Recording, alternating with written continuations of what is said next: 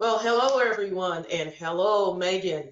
You know, I mean, Karen. you have such a special place in my heart, and you know why. We spent 45 days, locked away in this habitat at NASA for this Hera Human Exploration Research Analog.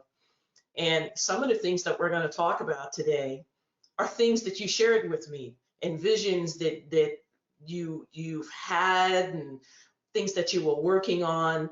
And to think that we actually stayed connected all of this time, and now I'm actually seeing and understanding the scope of what you were trying to explain to me, because I can tell you at times I was mesmerized by a lot of things that you were telling me as far as your writing skills and wanting to go to Mars, and just unbelievable. And when people ask me to describe who you are, Megan, it becomes so difficult because there's so many facets of you that I was able to experience, seeing that we were in such close quarters. And as days went on and weeks went on, I think so many parts of us unfolded, that we couldn't control. So this is like such an opportunity, and I am so grateful that you have agreed to do this talk, especially about your books. We're going to talk about, what your vision was, where that vision came from, where you're going with this, the struggles that you've had with these books and everything else. So everyone, welcome, Megan.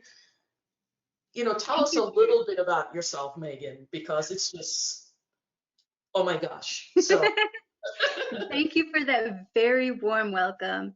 Um, I Hera was a very, very defining project to work with, and I am very glad to have done it with you.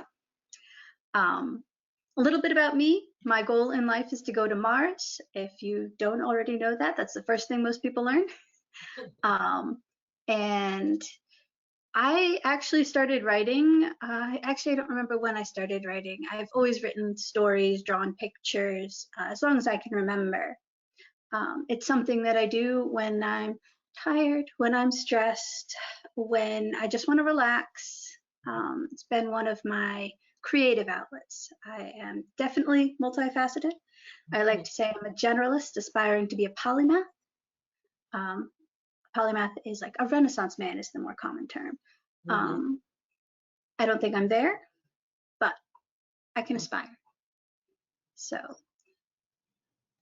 I have a very eclectic background, lived all over, well, not all over the world, only 3 continents so far. Mhm. And space is my passion. And now I'm in my PhD program studying bioregenerative life support for Mars, which Mhm. I'm very excited about. Um, Want to work in human space flight, preferably actually setting things up for human missions on the moon and Mars to be long duration. So, Okay. tiny little bit Mhm. about me. But we have such a long way to go. And Mm-hmm. it takes innovation. It takes probably and will take a person like you to slowly break that code, to figure out how we can actually go as human beings, because we already know that, things and apparatus Mm-hmm. can make it to Mars. But it would take a person with the type of thinking and the depth that you go to look into things, to try to be a problem solver and everything else. Being a part of this program, I am sure that if there were already answers, it will already be out there. So you being a part of True. this program. Yeah, so I concur that we need to have some out of the box thinking. When I look at the history of science and technology, you basically have these steps. Mhm. You have a leap up, and then you have little steps up, and then another leap, and then little steps. because science has two types. It has the people who make those giant leaps of intuition and understanding, and it has the methodical progress in between those leaps of intuition. Okay. That's one of the ways I like to think about it. And I can only hope that I will be one of the people who help us jump. That'll be far more interesting than a little step, but a little step is good too. Well, if the way you have written these 3 books, as far as the imagination, because it takes a lot of imagination. I started, looking into the background of it's kind of like, I was thinking this morning how I can compare these 3 books that we're going to talk about and going to ask you to go in depth and everything associated with them. And it was kind of like the concept of when Harry Potter first came out. And I remember my kids were little, and I remember us actually standing on the sidewalk in Mackinac Island, waiting, at midnight with a whole bunch of kids and their parents, waiting for the store to open so they can get this book. And when they did get the book, they went home and they sat there and read every page, did not put that book down. And that's kind of, and even going to the movie and everything with them, it was kind of like something that you had to kind of wrap your brain around. And this is kind of what these books explain to fantasy. I love fantasy. I've always loved fantasy. It's one of my favorite genres to write. Fantasy and science fiction fantasy are 2 of my favorite things to write. Science fiction fantasy being harder, simply because you have to get the science right. And a lot of the science that you want to see in science fiction, we don't have yet, which is why science fantasy is actually easier to write than science fiction. Okay. But these particular stories all have very interesting histories. In fact, the first book, technically the second book I published, but the first book I was preparing to publish is Starstruck. Okay. If you want to look at the actual books, and I actually co-authored that. When I was 17 and a friend of mine was 13, we wanted to write a book and publish it. And so we wrote the book, and we didn't get it illustrated at that time, and we researched how you get a publisher. We actually sent off the manuscript a couple of times, didn't hear anything, of course. And it was decades later that I found out about Kindle self-publishing and decided we can do it now. Yeah. It was a trying time for me. I was transitioning back from living in the United Kingdom. I was working at Spire Global and had just switched roles, switched where I was living, what my focus of my work was, and I felt in great need of a creative outlet. And I turned back to something I've been doing since I was little. But the book actually started on a young writers forum when I was around 7. The idea for it when I was 16, 17 years old, with a friend of mine who ran the board. Okay. That's actually where the pen name comes from. That was my username on that platform. So if you look at my books, they all have the pen name Windfall. Yes. And that was the name of my character who was on the thing and who is the author of all of the things I posted onto that forum, which included lots of poems, short stories, one longer story that I never actually ended up finishing. Finishing them is the hardest part. Starting them is easy. But Windfall actually has a really fun story of her own, and she's actually in the Starstruck book, which is fun. I know a number of people would wonder, okay, did you take the character name from Starstruck? No, I self-inserted the character that I'd created into that story, the same way that other things are done. So alicorns, she's an alicorn in that book. Do you know what an alicorn is, Karen? No, I don't know what an abercorn is. There's a couple of illustrations of one in the book, but an alicorn is a winged unicorn. So unicorn with wings is an alicorn. Ah. Yeah. I've always loved history, mythology, especially mythology. Mythology, as far as I can tell, is ancient fan fiction. Basically, you have all these legends and stories about these great characters, and the actual stuff that's been passed down, written up, is basically each individual person's interpretation of the stories that they heard and that they wrote down.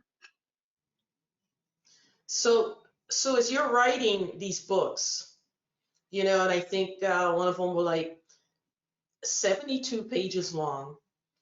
It's really for an audience of younger. Definitely.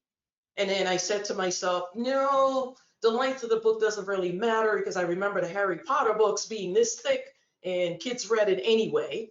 So when you're thinking about that audience and you're actually putting yourself in that place, are you putting yourself back when you were that age group?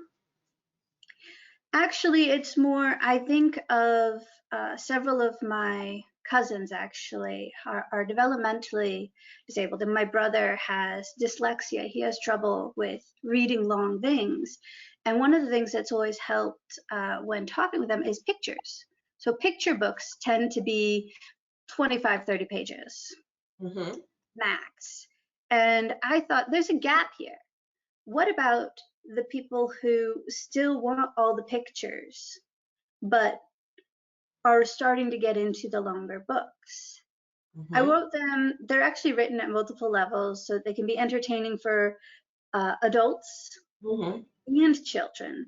There's a simple, basic story with colorful pictures, but there's a lot of meaning and lessons hidden in the text to help interest older audiences too. Okay. Well, the first thing that jumped out at me for the few pages that I had access to, illustrations. And a lot of it reminded me of some of the drawings that you actually were freehanding while you were at the analog at Hera. Yes. So, I mean, it was just bringing it back to me like, oh, wow, I've seen that before. I've seen that before. I have seen that before. Yep. So the only one I fully illustrated myself is Creepifying Necros, which is a story that my brother and I played through together. We have a habit of playing games through creating entire worlds and characters and then moving on to the next thing. But I decided to write that one up. And I actually illustrated that book entirely myself just after I got an iPad that allowed me to with the Apple Pencil that allowed me to actually draw digitally the first time round. So I sketched out, storyboarded all of the others, and was actually worked with a couple of different artists to get the digital drawings made up from those sketches, and sent things back a couple of times on the first two, Starstruck and Orphan Mage. Which is why my third book I illustrated myself entirely. How did you decide for the audiobooks who and what voice you were going to use? Oh, so the audiobooks, when you self-publish through Amazon, there's actually a feature that allows you to set it up and basically say, please submit your basically audition tape for doing this book. And you can listen to their other work. So the profile of each artist is there and it has all their other work and you can listen to it. So I would listen to what they had done before the people had submitted to do the book, and then I picked. Okay. Each one needed something slightly different because the books are very different in terms of tone and feel, I would say. Okay. Yeah, because in listening to a snippet of one of the books, it was a male's voice. And in listening to another book, it was a female's voice. True. Yep. I just picked for each one the best person who submitted to wanting to do it, because you can post the job up there with a description of how long it is, what it's about, and a sample text that you want them to read out for the audition, which is usually a few pages or chapter in my case, because my chapters aren't very long. Okay. Well, and picked my favorite each time that did their best with the book. I like it when they give different voices to the characters, because that makes it so that it's easier to understand the dialogue. Dialogue, when it's written down, is easier to follow than if you have one person reading it out. So that was one of the things that I paid careful attention to when picking who I would use for that particular book. So if you had a choice right now, whose hands would you want these books to get into right away? Who exactly is the audience that you're trying to reach right now? That is a very hard question to answer. And if I knew the answer, I would probably be better at marketing. Marketing is one of the things that I struggle most. Much of my inspiration has been relatives with learning disabilities and my own love of seeing what it is that the author means by the words that they've written on the page. Although it may seem counterintuitive as an artist, I actually don't have a visual imagination or visual memory. I can't picture things in my mind's eye, if you will. So when I draw, I have to draw until it looks right. I can't see in my head what it is I want to draw. Probably one of the reasons I'm really bad at drawing what I see. Wow. Because I've never drawn what I see. I always draw it till it looks right. So I enjoy seeing people's renditions of what the authors mean. But if I want to make sure that everyone is getting a consistent vision of what I mean, I like having that artwork. Yeah, that's really interesting, because a lot of times, when you listen to other artists, whether it's musical artist or a person who writes or draws, a lot of times they say, well, I had this dream, or I had this vision, or I saw something, and it's in my head, and this is what I'm going to put on paper, whether it's the lyrics to a song or the stroke of a paintbrush. And you're saying quite the opposite happens with you. When I'm writing a story, the characters run the show. I have actually very little control over what ends up on the paper. The characters totally run the show. Take Creepifying Necros, for example. There are two main characters. And when my brother and I started creating the story, we framed out what the world was and then decided a couple of basic facts about our characters and threw them together, and everything else just sort of spiraled from there. The dynamic between the two main characters, Kay, the girl, and Lavin, that was totally spontaneous and not anticipated whatsoever when we originally thought up the concept of two necromancers wandering around the continent. Wow. On a quest.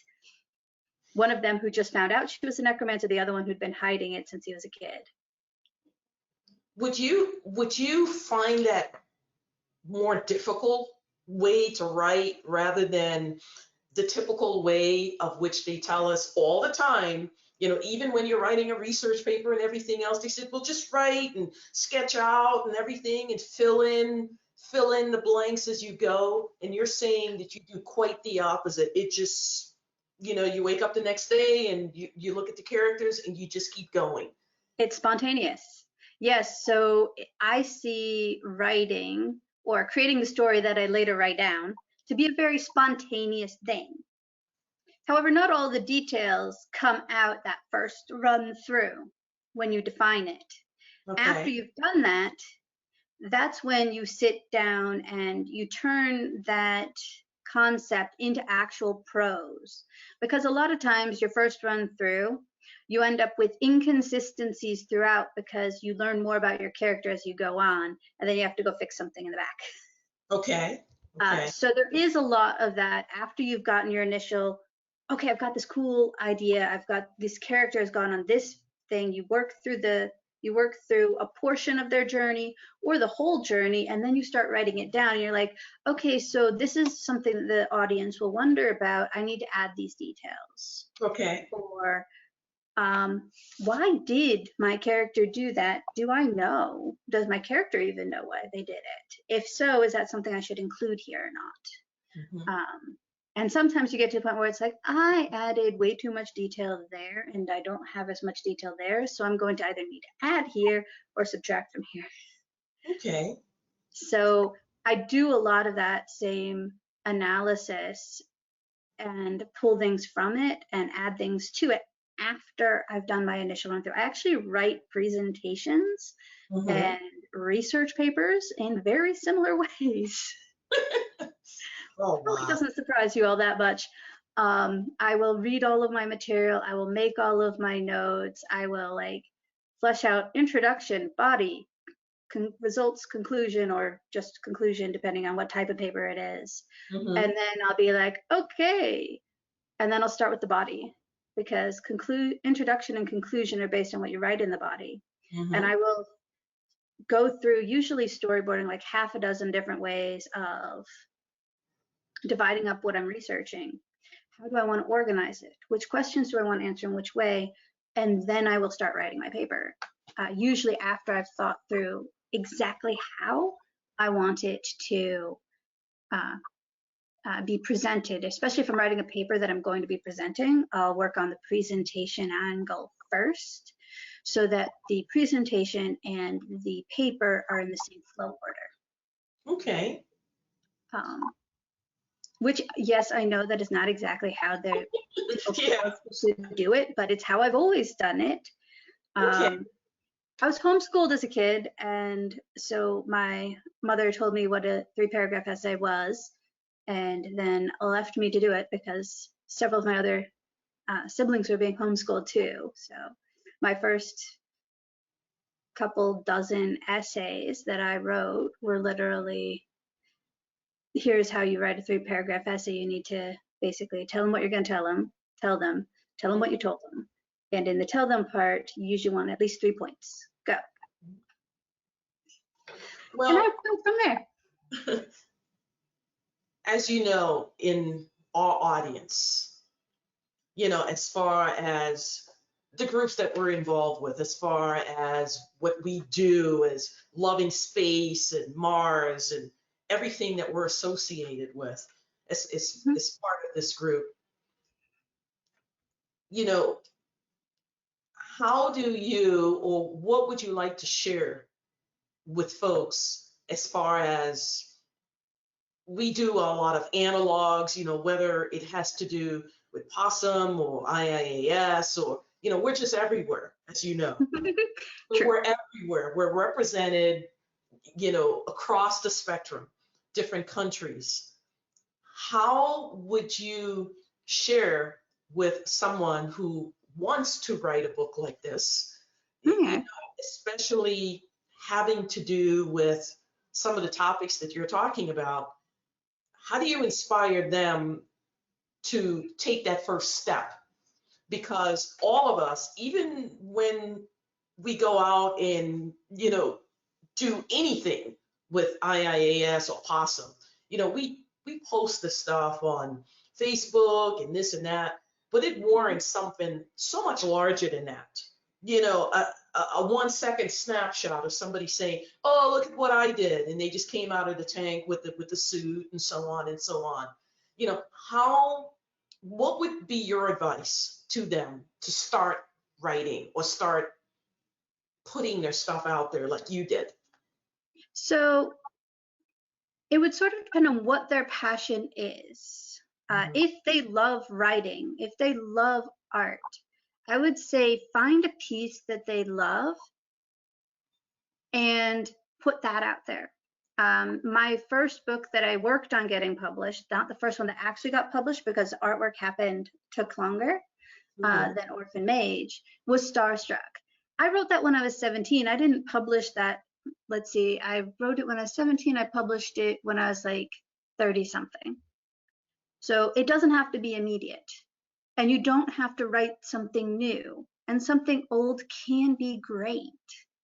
So if you've written a lot of anecdotes, short stories, poems, if you've done drawings, sculptures, if you sew or weave, whatever your passion is, if you want to share that, because I really truly believe that having a creative passion is helpful in, especially in our analogs,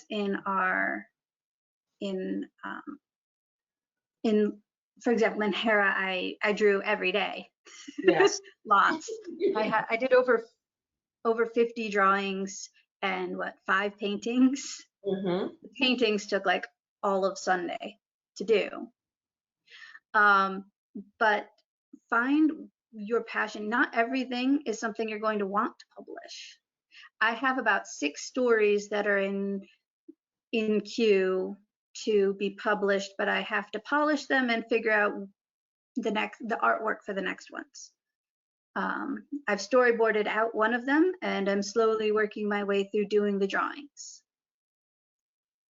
Slowly meaning I've been working on it off and on for the past 2 years. Okay. It's not always instantaneous.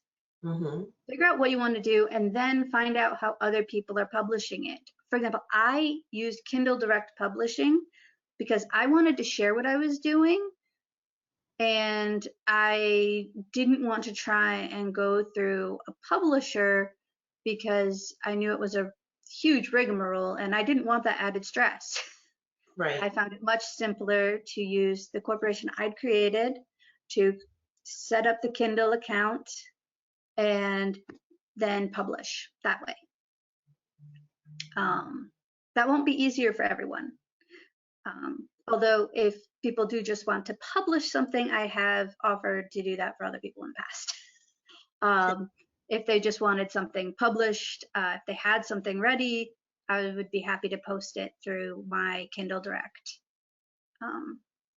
publishing stuff, and then shoot them their royalties, if any. No one's taken me up on it yet, but a couple people said they're writing stuff, so we'll see. It is a challenge to get it set up, but I don't find that sort of forms and organization difficult. It's something that I did every day for work, and so sitting down and getting it done was easy for me. A lot of back and forth on things, figuring out what I needed, going and finding the right document, and then filling stuff in, and then waiting for things to get done. But overall, I found it not too difficult. Art publishing is more challenging. I've used Redbubble and a few other things, but currently most of my artwork is just available for print on demand on my website. Okay. Well, for this entire process, I want to stay away from you sitting there dreaming about whatever, because you just made it very clear that that's just not the way it works for you. Which still blows my mind, and it probably blows everybody else's mind, that you can just get up and just do it and let the characters run the show, and you create as you go. But what that also means is that if the characters if I don't have the inspiration for the characters, nothing happens. So how do you figure out who these characters are going to be? Those characters must have came from somewhere. Sometimes people say, well, I was looking at Saturday Night Live, or I was sitting at the mall and I saw something and I says, I'm going to make a character that simulates something like that. How do you come up with these characters? What is the significance of these characters? Every character that I've created has been unique. They've all tended to be very strong individuals in some ways, and they all have weaknesses, insecurities, things they need to overcome. That journey, the hero's journey, if you will, is a very typical story arc and type. It's something that I use a lot when I play Dungeons and Dragons too, when I create a character. You create a character who is either unformed or who has challenges they need to overcome, and then you see how they can progress. Usually what I do is I figure out the bare bones of a character and a location. Sometimes, if it's in a setting like, say, Orphan Mage, it's a story of a little girl who was orphaned. She is in a place where magic is forbidden, but she has mage talent. And she gets taken in by a noble family and learns a secret. That family is a family of mages. Only a mage can be the heir to the family, but that's been since before everything got before magery was outlawed in the land. But you can't actually take hold of like the crest of that family without having magic, which is one of the interesting things because you don't actually learn that in the book. Probably it's implied but not said, if that makes sense. Okay. So there's a lot more going on behind the scenes of the books than exactly what was put in. I saw in the chat a question about inspiration, and that actually ties in a lot. I've been inspired by a lot of different writers, but I would have to say that things like Star Wars, Lord of the Rings, I'm talking about the books for Lord of the Rings, not the movies. I love the movies, but I also have things that I don't like about the movies, and I'm not going to get into that because just because. And growing up, I really enjoyed books like Elena's series from, wow, names, Tamora Pierce. That's the name of the author. Mercedes Lackey's Valdemarian series. I'm so excited. She's published a new book. I haven't bought it yet because it's supposed to be like one of 2 or one of 3. And I binge. And I hate cliffhangers. So I'm going to have to wait until she finishes publishing before I get them. Part of the reason I write short books is I want people to be able to finish the story in one go. Okay. Because I like finishing stories in one go. And I read Les Miserables in one day. I read really fast. But I know most people don't. So I had to moderate the length of my stories. Are you considering anywhere down the road of making, you know, a part 2 or follow-up book to any one of your characters? I have considered for some of them. Most of the ones that I've published have been one-shots, short stories, but there are a couple in the wings that are series stories that are more challenging to produce. There's one set that I really want to get through, but I need to figure out which one to publish first. A series of stories with all set in the same world with related characters that then build up in that if you read all of them build into a larger story overarching. Most of that's already been played out. I just need to figure out how to organize it. Okay.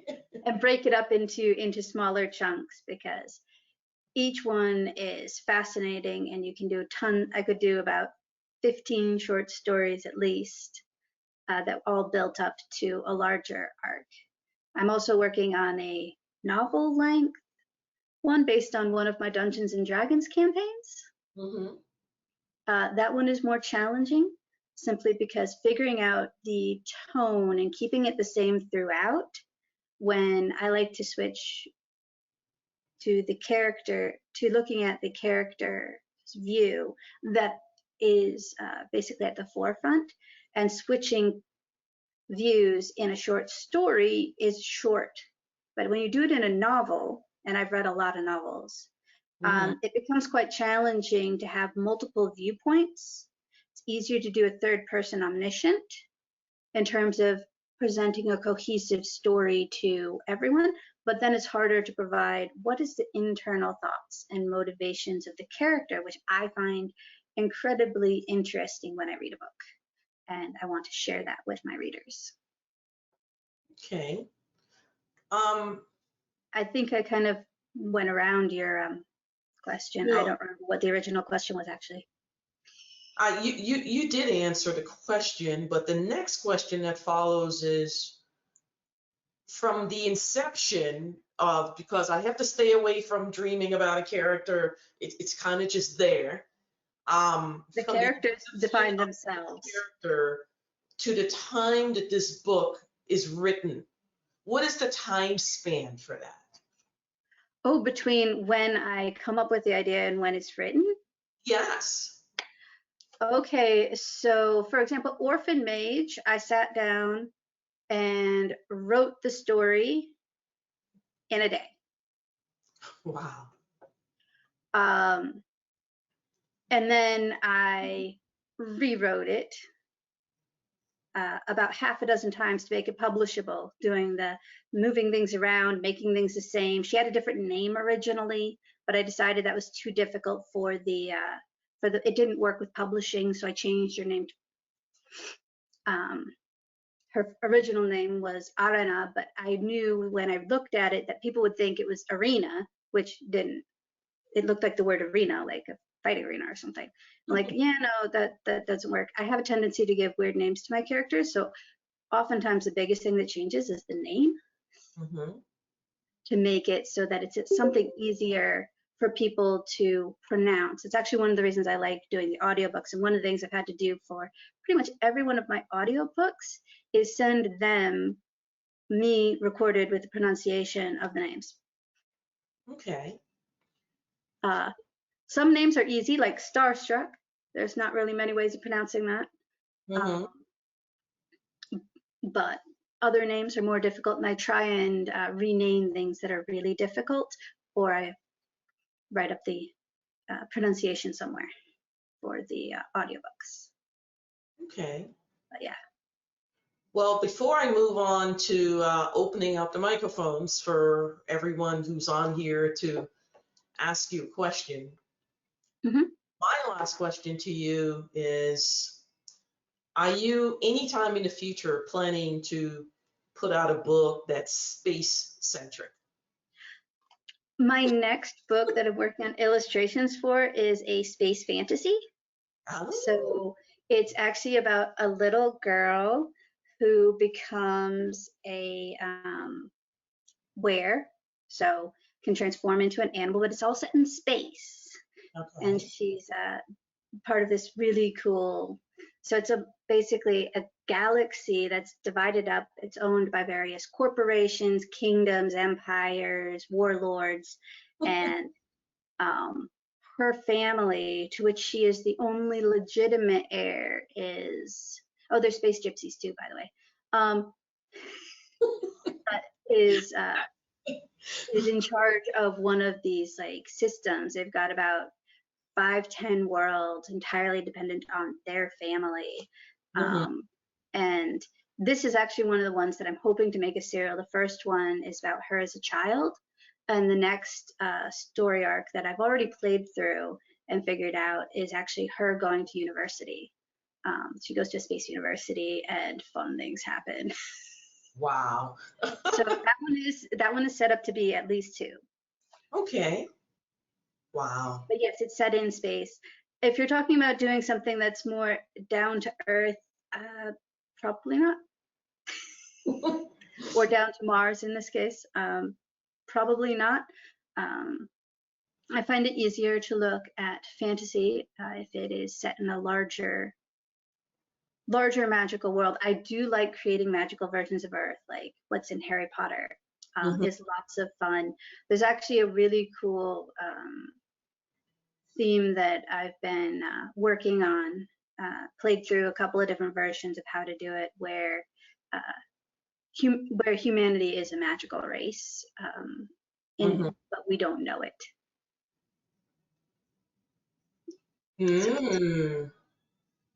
We'll see Okay. if I get that part written up. Okay. Lots of really cool ideas. Yeah. Okay.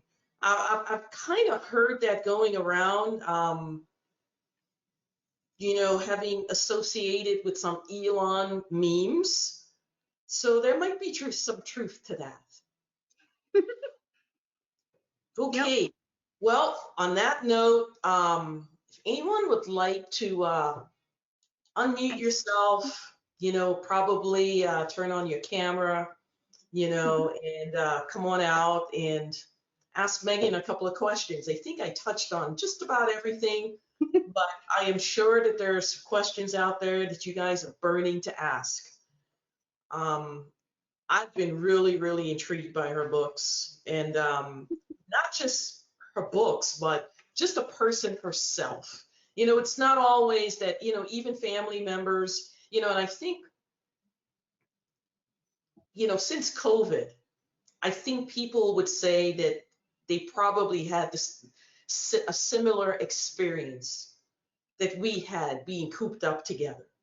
Yes, so I would say that COVID is the largest isolation experiment ever conducted. Yes, yes, most Um, definitely.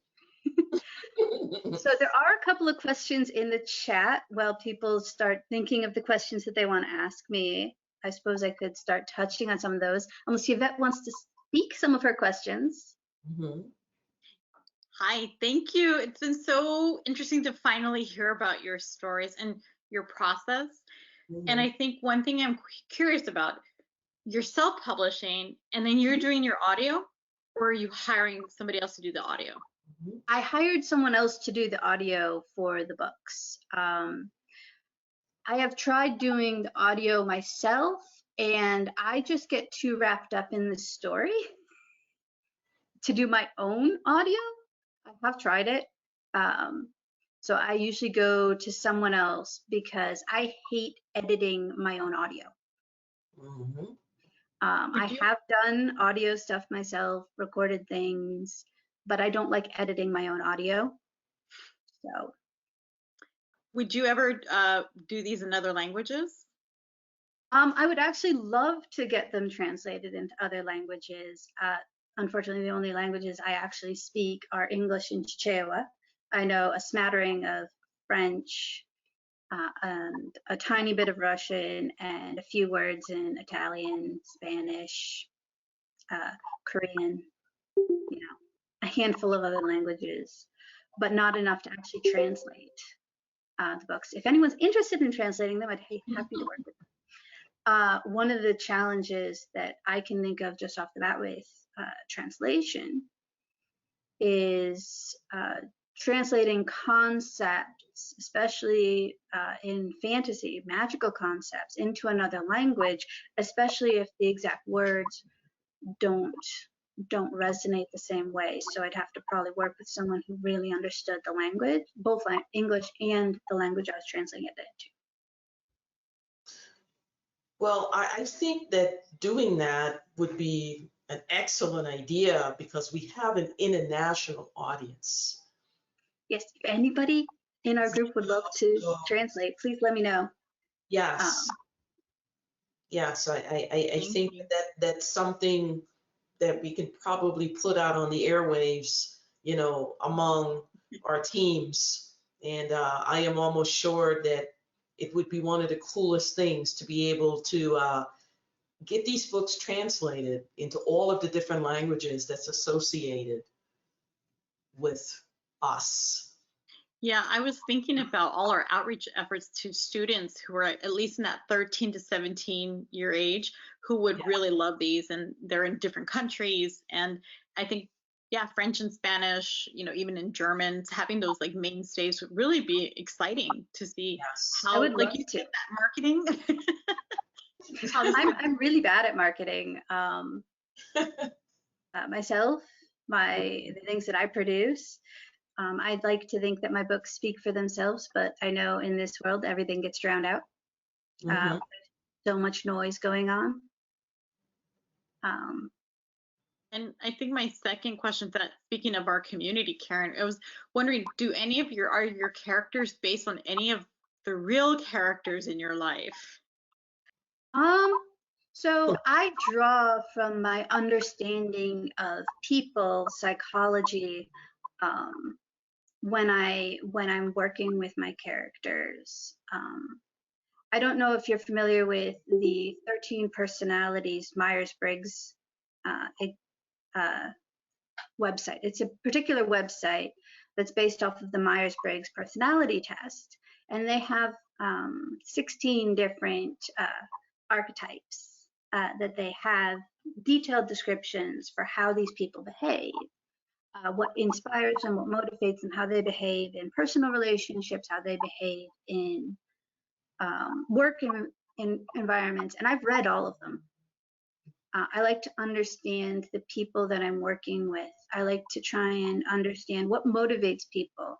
I actually fall somewhere between a mediator, which is what I usually get, and adventurer on their thing. It's the difference of one letter on there. You get 4 letters. And one of those is trying to find a common ground, is something that I often try and do. I don't know how successful I am at it all the time. It was challenging during some missions. Other missions it's easier. But doing that sort of thing really helps me identify where my characters fall, which archetype they fall into, which helps me better understand them. So if I reach a point, because when I do some longer stories, not everything can I write in one sitting. Like I said, Orphan Mage I wrote in one. Creepifying Necros was played over the course of about 3 days, and then it took me another 3 weeks to get it written down to my satisfaction. The novel length one, which actually might end up being more than one novel, that I'm working on, is something that took 3 months to play through, to have the characters grow and develop from this person with a singular quest to who they really are, finding that path and how they got there, their journey. Took a really long time to think through and play through, because I play through either as the character, or I have the character go through their story. It's really fun. I call it playing through. It's sort of like you do with it's like role playing, like you do with Dungeons and Dragons or any other role playing game. Something I've been doing since I was really little. I haven't written all of them down, but a bunch of them, snippets, have been written down. Well, I have a feeling that a lot of this was, being a homeschooler is great because you have this latitude of being able to spend a lot of time on things that you really, really, really connect with. Mm-hmm. And I believe that some of what I've seen, some of your drawings, some of the things that you've explained to me in the past, probably started from your fascination too with Dungeons and Dragons. So Dungeons and Dragons actually didn't come till I was 17. I've been doing it well before I learned what role playing was called.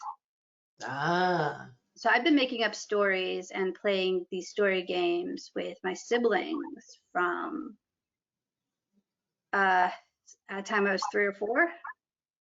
I started drawing when I was little, and they were really bad, by the way. Mm-hmm.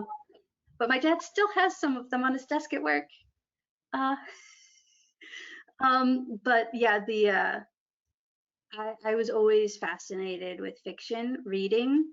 I actually got banned from the library during the school week because I would get distracted from what I was supposed to be doing. The only time I got to go in during the school week was if I'd already finished all of my schoolwork except for my spelling test, because my spelling test was always on Friday morning. And if that was the only thing I had left, I could go into the library early. But when I was 11, I got banned from the library during the school week. And I was banned from cleaning the library because we had a library in our house, because I would get distracted by the books. And instead of putting all the books away and organizing them, I would end up sitting there with a pile of books more books than were already misplaced sitting next to me that I wanted to read, and just sitting there reading. So my fascination started early, and I would always make up stories. A lot of times they're based on what I'd read, but it grew from there to developing my own characters, my own worlds.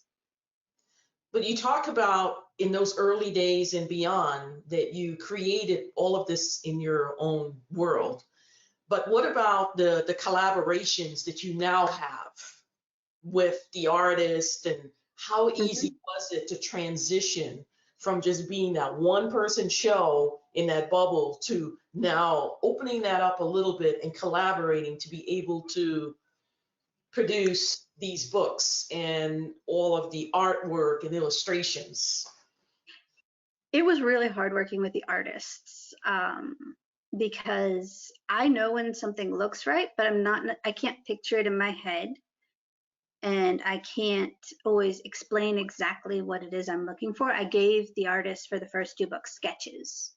I freehanded sketches of what I wanted the scene to be, and sometimes they did it, and sometimes they didn't. And I'm like, no. Or, yes, that's it. Or, why did you do it this way? In fact, there is one illustration in Starstruck that I did myself because they just didn't get it right. And it was really difficult to do because I very much do free flow. When I write, when I draw it out, I make sure it looks right, and then I'm done. And what I had to do is I had to free draw it, and then I had to scan it into the computer. And I don't know how much you know about the use of different softwares for doing art, but if you don't have a stylus, doing it is a pain. Okay. I ended up using 3 different software programs to get that one drawing looking right for the second book, which is part of the reason why I decided to self-illustrate for the rest. Okay. One change from that might be my brother has done a lot of character drawings for some of the later stories that I've been working on, so I may ask him to assist with that too.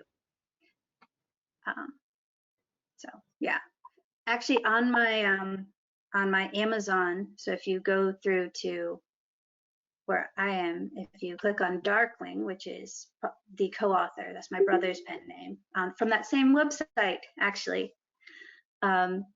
you can find his some of his artwork. Okay. Is self-published. That's the only other person I've published work for on that. A couple of coloring books published from his Characters for Dungeons and Dragons, and a bunch of abstracts, which are just those coloring books, you know, that those grown-up coloring books that are meant to like be sort of meditative as you color in all these little tiny sections. So I published some stuff. Well, before we close, can you go ahead and put a link to your books in the chat? Sure. Give me just a second. Pull it up. So they're all available on Amazon. However, the simplest way for me to show you where all of them are, because I post all of my new things here. This is my my company website that I created. I run everything through this company. But this link is just Truthian.com. The name Truthian actually comes from one of the not yet published books. One of the worlds that we've created, that I created with my brother, and that both of the names are part of, that we use. Okay. I also could probably find them on Amazon, but this is the easiest way to get to them, and it also has some of my other artwork published there. Okay. Mine and my brother's. Well, we're about to close this this event, and I think I learned so much. You know, you turned being artist on its head. You really did. Because for me, I've always thought, and that's probably why I've never really written anything. People always say, you should write a book, this and that. And when I think about the way the traditional person thinks about writing and illustrating and conveying. It makes you just want to run away. And the way you explained it was totally the opposite. And I Mm-hmm. think in addition to your books, I think that that's a message that's worthy of getting out to the world. That's a message. When I look at this creative process, if it's not something that you can explain in the conversation or tell if you're like telling the story out loud to someone, what's the point in doing it? Mm-hmm. Unless you're writing a textbook, I suppose. Mm-hmm.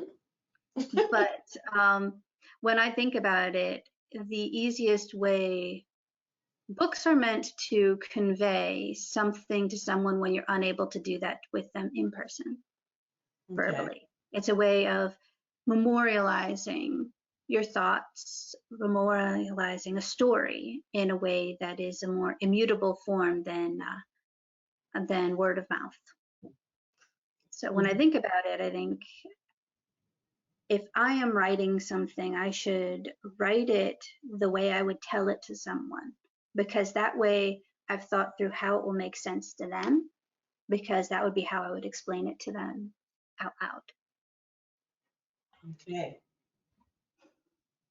And with that, anybody's got any questions other than all of the ones that we've addressed in the chat before we sign off?